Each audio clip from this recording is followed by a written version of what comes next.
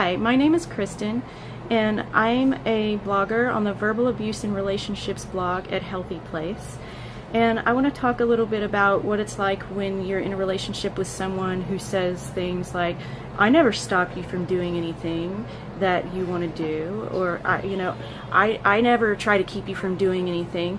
And this is, but they obviously do.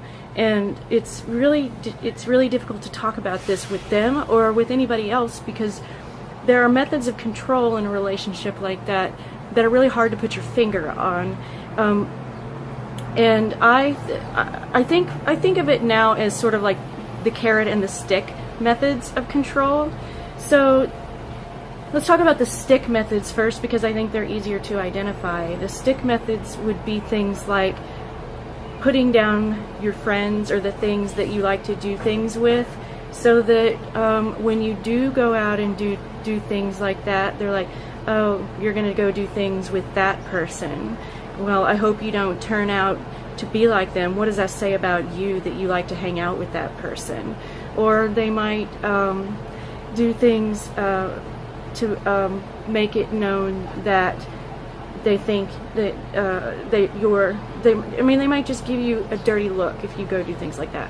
Or they might make it so unpleasant when you actually go that you don't really want to do it. For example, they might text you constantly while you're there, and monitor you where you are, and then if you don't text them back, they just cause a big scene when you get home and make an argument, so that it's just really not even enjoyable when you do go. So those are just a couple of examples, but over the course of time, it can make it really difficult for you to do other things with people other than them. So those are like stick methods of keeping you from doing other things. So what about carrot methods? So you might make plans with somebody else, right? And then when you tell them about it, they might say, well, baby, I had special plans for us tonight. I was going to take you to that restaurant you always wanted to go to. I know that you have always wanted to go there, but fine, if that's what you want to do, go ahead and go hang out with them. But that's okay. I'll just take you another time. And they try to make you feel guilty for going. Or you may not have seen them for a few days, and they know that it's your special night. Maybe every Wednesday or something you go, you have a social event you do. Maybe, I don't know what, you go play trivia, or you have a choir or something you go to, and they know that's your night to do it, and they start making that their night to see you. They say, oh, I really want to see you, and then slowly over time you stop going to that thing.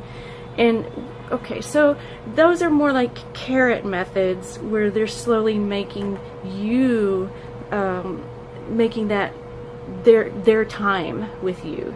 They're taking you away from other people slowly by doing these things. And what it's all about is isolation. They're isolating you from other people. They're isolating you from other ideas, people that might be able to tell you, hey, what they're doing to you isn't so good. They may also be trying to isolate you from meeting anybody who might be better for you than they are. So this is just a couple of thoughts on how it feels to be with somebody who doesn't explicitly come out and say to you, I don't want you to go, and you better not go, or something bad's gonna happen, or who even when you get home, says you shouldn't have gone. There are a lot of ways to treat somebody. There are a lot of ways to keep somebody from going somewhere if you really don't want them to go. So, thank you for listening. Goodbye.